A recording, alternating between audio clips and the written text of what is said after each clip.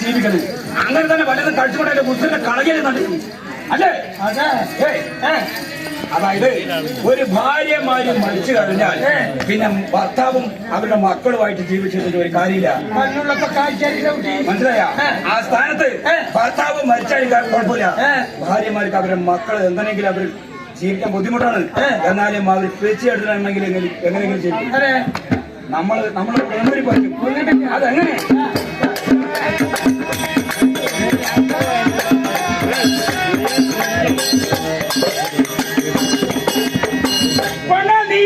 പിരിഞ്ഞാൽ പിഞ്ചു മക്കളിലെ ഞാനും അഞ്ചാപൂതി അയച്ചും പിരിഞ്ഞാൽ ആര്